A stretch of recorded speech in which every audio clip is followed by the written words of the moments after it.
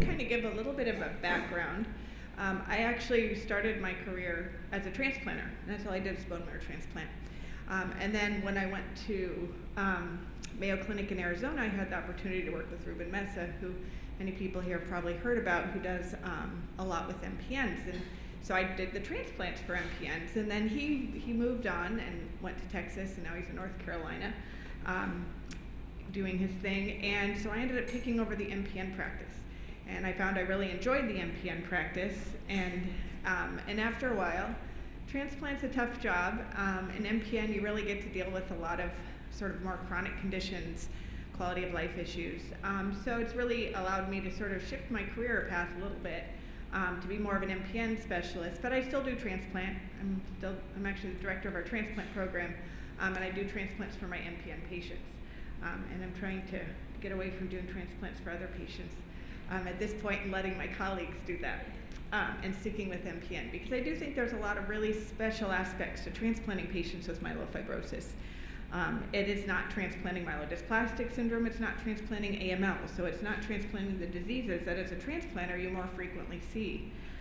So I think that what I kind of like to do when I give these talks is I like to sort of set the stage for what do you need to be thinking about if somebody mentions to you transplant. And I know Dr. Robos talked about it a little bit earlier today, about transplant. So some of the stuff that I talk about today is looking at risk assessment, so there will be a little bit of overlap. And of course, we all say things differently, put slightly different spins on stuff. So, and hearing things in repetition is always good. So first of all, what is a bone marrow transplant or a stem cell transplant? What bone marrow transplant involves is you have two goals here. Number one, you know that the bone marrow that exists is not very well functioning and has a lot of diseased aspects to it, so you want to replace it with a healthy bone marrow, and that you have to get from somebody else because you can't really use your own marrow. And the second thing you want is you want to have a new immune system that what it can do is actually fight off bits of the bad marrow that may be left behind. So when we do a transplant, we end up giving somebody chemotherapy. Frequently, we don't actually give enough chemotherapy to completely wipe everything out. We give enough chemotherapy to make some of it go away, but then this new marrow kind of cleans up and takes care of the rest of it. And so that's what we ultimately want to achieve with that. And this, as saying on the slide, the new immune system fights off the underlying disease, which is sort of this graft versus myelofibrosis. So that's a new immune system, or the graft as we call it, that is fighting off any last bits of the disease. Because we know when you have myelofibrosis, when you have any MPN, these cells are incredibly resilient and strong. So they want to hang around and are oftentimes, even if I give somebody chemotherapy, they'll stick around. So we want to make sure that we provide an extra sort of layer of ongoing protection. So now there's a couple other things to understand. There's two different types of transplants. So a lot of times people come to me and say, oh, well, I know somebody who had a transplant and they were better in 6 weeks. Well, they might have had an autologous stem cell transplant, which is very different than an allogenic. So an allogenic is the type that I use for myelofibrosis. It's also the type we use for most AML and myelodysplastic syndrome and any bone marrow disease where there's problems in the marrow inherently.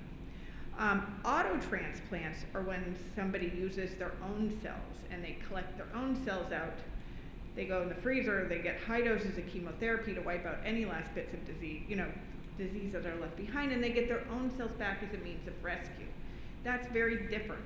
So if you talk to somebody and they tell you how they had a bone marrow transplant and they were better in 6 weeks, chances are they didn't have the same type of transplant that you're going to be considering. So the other thing that always comes up is, well, geez, what's the difference between a peripheral blood stem cell transplant, hematopoietic stem cell transplant, and a bone marrow transplant? They're all the same thing. Basically, what you're doing is you want to get bone marrow stem cells. These are the stem cells that placed in another situation can create an entire new blood system. You want to take them out of one person and put them in another. Now, originally, back when we started this, the way that we did bone marrow transplants to collect the cells is you took somebody to the OR and you basically did aspirate it out. And many people here probably had a bone marrow biopsy. So the part where we pull out the liquid part of the marrow, we do that about 50 times, 60 times per side to collect 1 liter or 2 liters of marrow. They get under anesthesia. They're intubated, the whole thing, general anesthesia. So it is uncomfortable, but it's something that we do. Now, we've gotten better at it, because now what we can do is, instead of actually having to go in and harvest the bone marrow tissue out, we actually can give medicine that makes these stem cells, which live in the bone marrow, come out into the peripheral blood. Then we can collect them in the peripheral blood by taking the blood out, spinning it out, putting the rest of the blood back in, and the cells that you spin out of it are that buffy coat, which Kristen had talked about earlier, and that buffy coat contains all the white blood cells, including the stem cells. And by collecting that, we can use that as our stem cell product. So that's where peripheral blood stem cell came from. Hematopoietic stem cell just refers to the hematopoietic stem cell, which is a stem cell, as I said, that makes the entire bone marrow blood system. So if I were to take a bunch of stem cells out of one person, I could throw them into another person. I could actually throw them into a petri dish, and they would start producing. Probably not as well in a petri dish. You'd have to add some stuff to it, but basically you can produce most of the types of white blood cells, red blood cells, and platelets that are in the body. So how we do the peripheral blood stem cell collection is something called leukapheresis.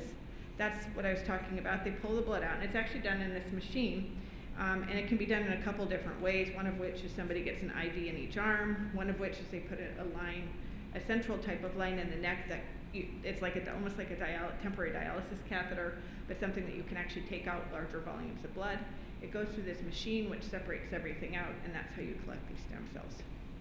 That's something that the donor goes through, though, not the recipient, unless it's an autotransplant, which is not what we're talking about. So again, just to kind of reiterate, you have a donor, the donor gets collected. However they get collected, they get that little bag of cells that are provided. It's actually really anticlimactic. It looks like a bag of red blood cells that somebody would get for a blood transfusion. Sometimes it's cryopreserved or frozen, which is where we actually have a process by which we can freeze those stem cells and save them for a later date, if need be. And then the patient gets the chemotherapy and then gets the stem cells infused. They go in, it's literally just like a blood transfusion. Sometimes it's actually faster than a blood transfusion. I tell patients it's very anticlimactic. I know at our center we actually do like a special blessing and really make a big deal out of it, because it is a big deal. Because even though it looks like it's not a big deal, you're like, well, you're just putting some cells into me. I mean, this is somebody else's bone marrow, and this is something that can actually be curative in the setting of myelofibrosis. Who can be a donor? So I've had people come up and say, oh, well, geez, we don't have any family members, so how would I get a donor? So donors can come in many ways, shapes, and forms. And one of the things that's really nice about bone marrow transplant is we're increasing our donor pool substantially. So it used to be a matched-related donor. And so when we take a sibling, if they share the same mom and dad, they have 25% chance of being a match-related donor. So it's a coin toss. You can have 8 siblings and no donors, and you can have 1 sibling and have a donor. It's truly like a matter of luck, of which genes went to which place. And so then we said, okay, we'll match unrelated donors. So in the 1980s, I think the NMDP became something which is the National Marrow Donor Program. And what the National Marrow Donor Program did was they said, well, we're going to collect all these people's samples, so we have a bank. So we have a bank of cells that we can go in and say, well, geez, this is what your HLA type is. Let me go see if I can find someone who matches. And these people are waiting. So it's not like a solid organ transplant, a kidney transplant, a heart transplant, where you're basically waiting for somebody to get in a car accident so you can take their organs. You get these from a live person, and the person can go on and continue living and have a normal life. In fact, we've done a lot of studies on donor safety because of the fact that there's all these unrelated donors who are basically giving up some of their bone marrow for somebody. We want to make sure they're safe, and they are. And so there's a number of different ways that we match. You might hear 10 out of 10 or 8 out of 8 or 12 out of 12.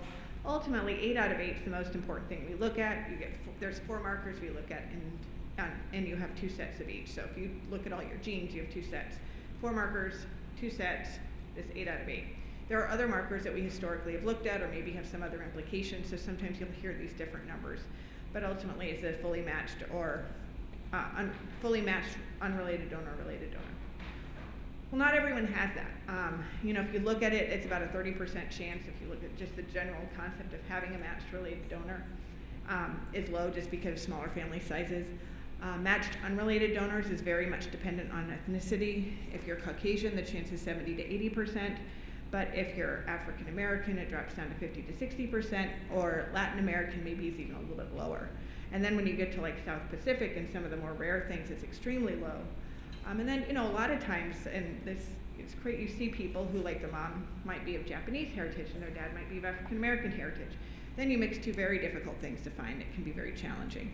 I sometimes will see couples and I'll be like, oh, those kids are going to have a really hard time if they ever need a bone marrow transplant, which is a really maudlin thought to have, but so what we've gotten better at is tolerating a higher degree of mismatch. Now, this is something that they were very worried about in myelofibrosis. So if anyone's ever seen a transplanter in the last 10 years, they might have said, well, we can do a haplo because we know that using this half match to what we call haploidentical donor can work, but we don't have as much experience in myelofibrosis. Well, the good news is we're getting more and more experience in myelofibrosis and finding that it is an option that is viable. So we are starting to use that. We can also use a mismatched unrelated donor. So that's a donor that maybe is a 7 out of 8, or, we usually don't go to 6 out of 8, but I suspect eventually we're going to start being able to use lower and lower matched donors because we figured out things we can do in the transplant process that allow us to tolerate that degree of mismatch. So it's not as straightforward. It used to be just, oh, you have a match-related donor, a matched unrelated donor. Now we're looking at other donor sources. The one donor source that can be used that you'll hear if you go online, and again, I advise against totally Dr. Googling bone marrow transplant because it's really scary, is umbilical cord blood. So they are using that a lot of the times in kids and even sometimes in adults. That is not something that I think has much of a role in myelofibrosis. But the good news is since we have so many other potentials, it's very, very infrequent that we even need to go to cord blood these days. So just a couple other things. There's a slide I wanted to add in here, and I didn't get on top of it quick enough. When you think about what does a transplant involve, because it's kind of scary when you think about it. First of all, you're like, well, geez, you're giving me lots of chemotherapy. Well, we do give varying doses of chemotherapy. Sometimes we give enough chemotherapy that you wouldn't recover if we didn't give you stem cells. Sometimes we only give you very mild chemotherapy. That mild chemotherapy just suppresses the immune system so I can stick a new one in and let it start to do its job. So the degree of chemotherapy you get is from here to here. So it's not always thinking, oh my God, they're going to wipe everything in my body out and put something new in. So that's number one. Number two is, you get these stem cells. You're in the hospital often, and it depends. You're either in the hospital or being seen almost every day in an outpatient clinic for about a month. It's not a short process. Transplant is a marathon, and you always have to remember that. As Dr. Robos mentioned this morning, you can die from transplant. It's usually not in the first month. In fact, I can probably, I've been doing this transplant for 15 years, and I would say it's less than 20 patients, and I've transplanted a lot of people and taken care of a lot of transplant patients. Very infrequent you die in that first month, but you can die in the first year or two. Not only that, but you can be very sick from a transplant. Not only am I giving you chemotherapy and doing that, but there are complications after transplant that can make people have chronic illness. You'll sometimes hear physicians say, well, you're trading one illness for another. And that is true. But I think that that's a conversation to have with a transplant physician. I think there's a lot of people have their own set of biases, and it's something that you really want to make sure you get a lot of information from a transplant physician. Because it is a scary process. There are a lot of bad things that can happen. There are a lot of restrictions. You have to live near a transplant center. Like if somebody wants to get a transplant with me, and I transplant people from all over the country, they have to stay in Phoenix for 100 days. That can really suck when it's summertime. And in the wintertime, when everyone's there, it's really expensive. So, it's not an easy process, and you need a caregiver. And the caregiver part's huge. You need a person with you 24/7 for 100 days. 20 of those days you're in the hospital. That's 80 days you have to have somebody with you. I mean, not just to speak of actually finding someone who's going to be able to spend that time with you, but number two, actually having to have somebody nearby you. Sometimes you just need time to yourself, and you don't get a lot of that when you're a transplant patient. So it's a big process. So that brings yourself, why would I want to do this to myself? Should you pursue a clinical trial? What other things should be considered? So we actually did a survey. At one point, we did it through some of the MPN patient advocacy websites to say, well, geez, what do people think about transplant? What do patients think about it? And less than half the patients were referred to transplant. And these are all patients with myelofibrosis. Now, granted, some of them might have been too early in the disease course, which we'll talk about a little bit. There's a lot of physician bias against transplant, even from myeloproliferative disease transplanters. And so there's a lot of times patients don't get sent to transplant. when they did go to the transplant, I mean, there's so much background noise that people get from looking at blogs and listening to their friends and finding out about X, Y, or Z situation that went horribly wrong, that a lot of times people didn't even go to the transplant referral. And then when they did go to the transplant referral, a lot of them said, I don't think I really want to do this, which is valid, because there's a lot of different situations where it may not be the right option for you. And some of the biggest concerns people have are quality of life, which makes sense, because it is a tough process. It's a good, when we look at the recovery process following a transplant, even if everything goes perfect, it's still a good year till you start to feel, I mean, you gradually feel better over the course of the year. It's not like you feel horrible and then at a year you perk up and you're like, oh, I'm finally better. But it is a very long recovery time. You have to be off of work for a while, so there's a lot of financial implications. There's a lot of things that can happen. One of the other big concerns is something called graft versus host disease, which is that complication, one of the complications that can happen after transplant. What the graft versus host disease is it's that new immune system, which I want to go fight off myelofibrosis, fighting healthy cells, skin, gut, stuff like that. Everyone's terrified of graft versus host disease, but although it can make people very sick, it's still a pretty manageable process of transplant. So why are people, like, how do we mitigate these concerns? How do we address these concerns? This will take more study. This will take more understanding of where people are coming from. And I think hopefully with information and with what a lot of the advocacy groups are doing, we will be able to overcome some of these concerns, or at least be able to shed them in a light that's reasonable. As I said, people have biases. You can talk to many, even MPN specialists who understand the severity of this disease who still don't like transplant. And then you can talk to a lot of people in the community who will say, oh, I know this one person who got transplant and then it went bad. And unfortunately, transplants people can be very sick. And so then you'll be like, oh my God, I can't do this. Or you'll go worst case scenario, you go on the blogs online and you'll have everyone who had a terrible transplant experience put their information there, and it's absolutely terrifying. So there are good clinical trials that are coming up for myelofibrosis. Should these be something that should be considered? Absolutely. However, there is nobody who can tell you that there's a curative treatment out there yet, aside from transplant, for myelofibrosis. And this is a very individualized decision. I mean, I think that it's very, very important to gather all the information that is out there before making this type of decision. So when do you need to see a transplant specialist? How do you even put this into your sort of care continuum? I always recommend seeing a transplant specialist early. Now, if I meet somebody with newly diagnosed myelofibrosis, I don't talk about it on our first visit. I say we'll talk about this at another visit because it's a conversation you have to have sort of as a separate process. But you definitely want to understand what that process looks like early, because there's a lot of financial implications, caregiver implications on work, family life, that you want to be able to put in your head, because this isn't, generally speaking, unless you're in a very, unless you have progressed to like acute leukemia or progressed to a more aggressive phase of the disease, you have time with myelofibrosis to think about transplant. I've had patients that I've talked to about transplant for a long time, and we're kind of like, well, when's the right time? I mean, for one example is I had a patient who said, look, I really need to get my kids out of, through their school year. Can we please do this in the summer so that, my wife who's a teacher can be my caregiver and my kids aren't in school, which is reasonable. So thinking about some of this timing, I've had patients who say, this person's getting married, please, I really want to go to their wedding, can we wait till after that to get the transplant done? And most of the time, not all the time, but a lot of times we're able to do that. So understanding what this time frame looks like is really important. So it is good to go early, and it's important to talk to a transplanter before you need the transplant. Okay, I recognize that you're putting yourself in a situation where you're going to be scared and get a lot of dangerous information, but knowledge is power. And if you know what is there and what you may need, it will really help you as you go through this disease course and go through the treatment, because it is something that you need to know about. And knowing about it and having information is much better than that black box of fear that can exist when you don't have that information. And you think transplant, your brain kind of goes into shock because it's such a, it can be such a scary prospect. So who should you see? Now, there are transplant centers in most major cities and a lot of non-major cities out there. Transplant, as I said at the beginning, for MDS and AML is not transplant for myelofibrosis.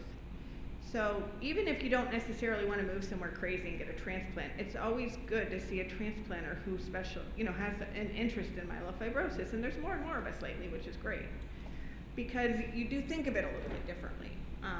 Even when I look at my colleagues who are amazing transplant physicians who I work with, they don't transplant myelofibrosis, and they look at it like MDS or something. I'm like, well, time out. You have to take all of this with a grain of salt, because there are still a lot of things we don't completely understand, and it's important to understand the pros and cons and different scoring systems and stuff. The timing of transplant is truly a shared decision-making model, or at least it should be. There are situations where I say, this is the time you need a transplant, but more commonly it's how are we going to look at this? How are we going to work through this process? And there's no one answer that's correct for anyone, and in fact nobody truly knows. There are a lot of unknowns in this area, which I'm sure you're kind of hearing as a recurrent theme in this meeting.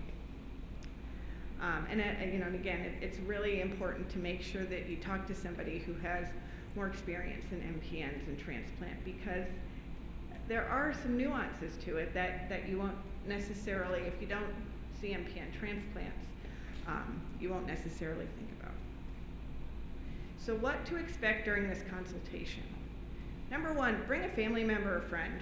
Even ask if you can record it, because there's a lot of information, and we can't help as physicians but to throw out some numbers and percentages, and then your brain gets stuck on that percentage, and then there's more discussion and you've lost all of it.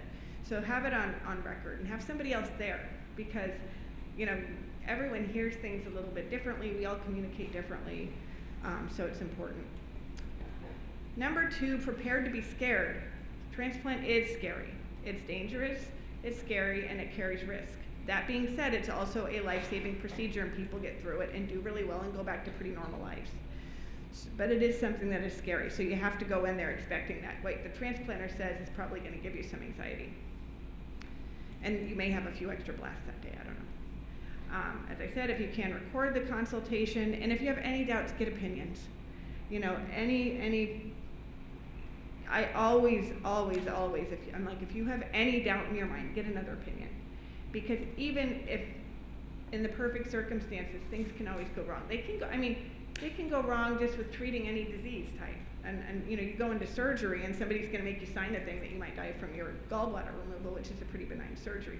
Things can always go wrong. So you want to make sure that when you go into it, you're going into it saying, I know what I'm getting myself into. And the good and the bad. When should you get a transplant? The risk process, and again, this is I know what Dr. Robo's talked about. The risk is something that's really important to understand, because there can be quite a bit of variety and variation in the degree of risk people have. It's really important to understand your risk. It's also very important to understand the limitations of some of our risk calculators that we use. So, a lot of this will kind of be repetitive. There's a lot of different risk scoring systems we use. The oldest ones are the DIPS and the DIPS Plus, which take into account some laboratory features such as anemia, white blood cell count, blast percentage, etc., age, platelet count. Both of these were created before ruxolitinib or Jakafi was clinically available. We know that since Jakafi's been available, people have been living longer. So you have to take these with a grain of salt. That when somebody gives you a year's survival, or they say, oh, well, your median survival is 4.5 years. When somebody says survival, it's not a calculator. It's not, and Dr. Robo said something I thought that was great. This isn't like, an expiration date that you get stamped on the minute you show into your doctor's office. So when we talk about median survival, number one, we are talking when half the people are still alive and half the people aren't. 50% of the people will live longer than that median survival time. So that's number one. Number two, we don't really know. Some people have had myelofibrosis for years before they even show up to the doctor's office. Sometimes people get diagnosed really early on. We don't really know when does that start time, when does that clock start, per se. I've had people who have had low-risk disease and stay in, or even intermediate 1-risk disease and stay in that for a really long period of time. So does that mean the clock is still going? There's a lot of trouble with using those. So those years of survival, really take with a grain of salt. So clarification of the risks, as I said, the anemia, and these are talking about the different things. A couple things that's important to know. Number one, your blood counts are constantly going to change. If I were to draw your blood this morning and draw it at night and run it through the same machine, there's going to be variation. So one lab should not make anyone freak out. So if you're the type, which I probably would too, sit there and check your lab every time they show up on the portal, you are going to see fluctuations. Do not freak out with one change. I've had people whose blasts bump up from 2% to 7%, and the next day they come down to 2%, and they stay there for the next 2 years. So there will be fluctuation, so don't jump at one thing. It's trend over time that's the most important. That goes for thrombocytopenia, leukocytosis. You know, it's hard because this anemia thing is a real big player in these scoring systems. Now somebody will be like, okay, well your hemoglobin is 9.6, so you're intermediate to risk.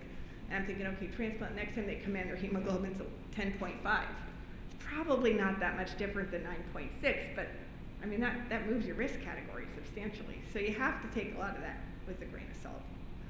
The other one to keep in mind that I like to at least discuss a little bit is constitutional symptoms. Because when we do that MPN symptom score that many of us do during visits, one of the biggest symptoms, there's actually two symptoms that we calculate that are really based on fatigue. One of them is activity level, the other one is fatigue. Those things are really hard to really contribute specifically to myelofibrosis. We do know that if you take people who don't have myeloproliferative neoplasm and people who do, that you are going to see a higher rate of fatigue. But some of these things you have to take with a grain of salt. The constitutional symptoms, I personally, and there's no data behind this, so this is just completely a personal thing, that I get more worried about are things like weight loss and like drenching night sweats, like to the point where you have to wring out your sheets or your pajamas. Fatigue, that's kind of a harder one to sort of put into this risk stratification system. So there is a stem cell transplant spectrum timing tool that's been created. Again, this is basically using the DIPSS score, which you have to take, as I said, with a grain of salt. So I look at the disease as sort of a process. And so when do you think about transplant? So there's three things. I kind of divide it into those three acts, kind of like Jane Fonda does, you know, your third act. You have the low or intermediate 1 risk, you have the intermediate 2 risk, or then you have the high risk with advanced disease and organ dysfunction. Now, if you have low or intermediate 1 risk, this is really when you should be thinking about transplant, talking to a transplant physician. Even if you don't think you ever might go, just go talk to somebody, get the information. Because you really don't want to wait. You definitely don't want to go talk to a transplant physician. Sometimes it's unavoidable. You present like that. But if you're high risk, advanced disease with organ dysfunction, that's not the time frame you really want to be talking to a transplant physician because you're a little bit behind the 8 ball. When we look at people who are in that phase, this is when we're looking at maybe a couple years, who knows, as I said, survival is a really important, hard thing to sort of gauge. This is when we're looking at really sick patients. If you're there and you say, you wait, you say, I don't really want to go talk to a transplant physician, and then things get really advanced, unfortunately, you've probably missed your window of opportunity, and if I transplant you, I am going to cause more problems than benefit. So that's why it's really important to start early on. Now, when to do transplant is probably in the intermediate 2 risk. Now this, again, you have to take with a grain of salt. This is not a straightforward process to figure out when to transplant, and it's a discussion and something that I can't go into the depth that is important to do so in this type of setting. But it is, the time to do transplant is actually later on than the time to see a transplant physician. And again, the DIPSS intermediate 2 risk, which I have that little bracket over, can be years. So where in that time frame do you do the transplant? And there's a lot of things that can help us. So other factors that can contribute to risk are the driver mutations, cytogenetics, molecular mutation. We know that the mutation calreticulin by itself is good. We know that if you have no mutations, it's bad. JAK2 and MPL are kind of in the middle. Cytogenetics and molecular mutations. These reflect your genes. These are things that we do now. A couple things. When you go home, you'll start thinking about genes and genetics, and does this mean my kids will have it? These are not inherited mutations. So any mutations we find in your bone marrow that we say this conveys risk is not something you've inherited, not something you've passed on. The genetic component that people look at for myeloproliferative is usually a mutation that may predispose somebody to developing one of these disease mutations. Not necessarily like, if you have a JAK2 mutation, that does not mean you're going to pass this on, because this is an acquired mutation. Your bone marrow cells have. If I look in your skin cells, you're not going to have a JAK2 mutation there. Same thing applies for any of the cytogenetic abnormalities or the chromosome abnormalities. We do know, and I think this is something that has some importance, is that over time, over many different disease types that are in the myeloid range, we do find that there's some consistency in which mutations are problematic. So there are some mutations that we will see. Now, that some of the mutation scoring systems, a lot of these scoring systems actually have only been validated in primary myelofibrosis. So you have to be really cautious in using them in secondary myelofibrosis, where we think these mutations probably don't carry as much weight. But there are some mutations that definitely carry a higher risk. Now, how to use these mutations in determining transplant timing is not straightforward, so it's something you definitely want to have a conversation about. The good news is most of these disadvantages of these high-risk mutations can be overcome with transplant. So if you have bad risk or risk disease based on chromosomes and stuff, you may want to do the transplant a little bit earlier than maybe if you have good risk disease. And again, don't take a photo of this and bring this and say, oh look, no, I can wait till I've had intermediate 2 risk disease for this long before I transplant. Because again, this is sort of a generalized trajectory. And even if you look at your own blood work, if you have myelofibrosis, you're going to be popping back and forth between these risk stratifications all the time, just because of the variability in it. Other considerations are symptom burden, whether you are on ruxolitinib, you're responding to ruxolitinib, you failed ruxolitinib, transfusion dependence. So what are some women-specific issues? Number 1, fertility preservation. Younger people have myeloproliferative disease. Therefore, fertility preservation is something that people think about. Early menopause, osteoporosis, and then post-transplant sexual difficulties. So fertility preservation is something that if you don't have children, or even if anyone who's really under 40 or under 45, it should be at least part of the discussion. Do you want to have kids eventually? There are ways to preserve fertility. It can be more challenging in patients who have a myeloproliferative disease because all the high-dose hormones can be prothrombotic, so you have to be thoughtful about it. But they've created so many new ways of trying to preserve fertility for people that this is something that you definitely, especially younger people with myeloproliferative myelofibrosis who are thinking of transplant, want to think about. I wouldn't recommend somebody who has essential thrombocythemia or polycythemia vera saying, oh my goodness, I may have myelofibrosis and I may need a transplant.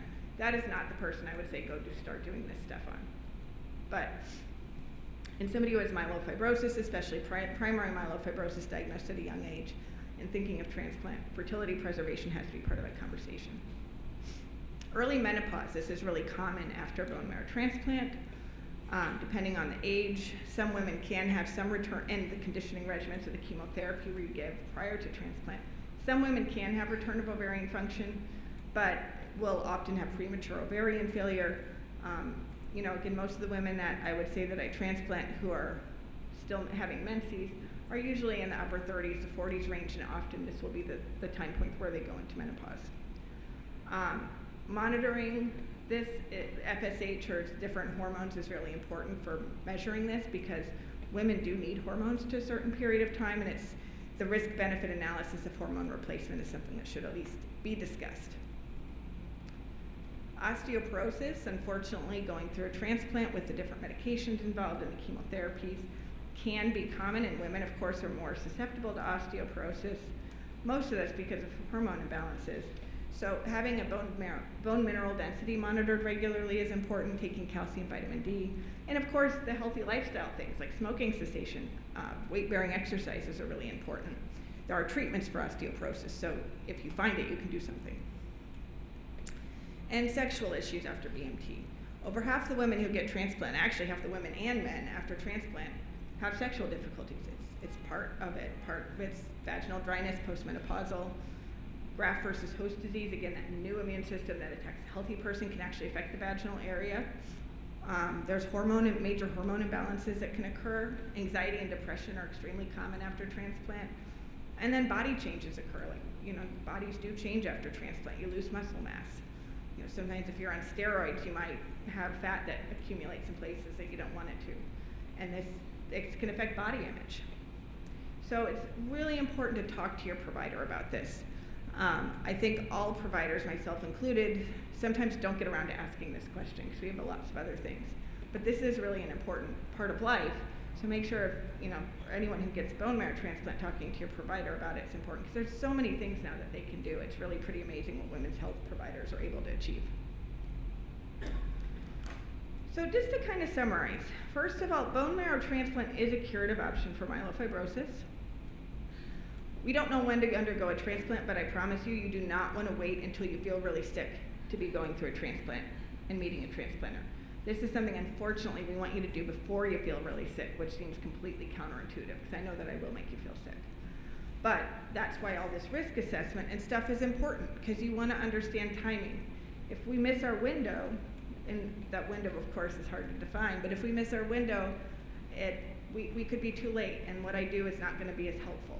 But this is something that, when we're looking at somebody's trajectory with the disease, at the right time, this is a great therapy to help provide a curative option. It's not the therapy for everyone. For those of you out there who have PV and ET, you shouldn't come see me for transplant. You can come see me for myeloproliferative disease, but not for transplant. But with myelofibrosis in the right population, this is a great therapy. And it's something that many people do survive through. And so it's something that, even though there's a lot of mixed messages out there about transplant, and even what I told you is very scary, I want to summarize with hope that this is something that people can make it through and people can live a pretty good life. I think there's a transplant survivor in here who can probably attest to that. So if I didn't have enough patients like that, I wouldn't keep doing this. And you've noticed I said I'm not transplanting other patients, I'm still transplanting myelofibrosis. Part of that is because I feel like I have, having this practice that involves MPN patients is good, but the other part is because there's a lot of people who do well. Women do have specific issues following transplant. It's important to know about them and talk to your physician about them, because many of them, I think as transplanters, there's such a focus on all the acute things that we sometimes forget about these long-term chronic things. And the most important thing is knowing your risk, having the conversations, and really making sure that you think about this. You don't want to think about it. Nobody wants to think about having to go through this. But talking to people and understanding where you're at in your disease course and where transplant may or may not be an option for you. Everyone should at least be asking that question, even if you decide not to do anything about it. But yeah, that's what I have to say. And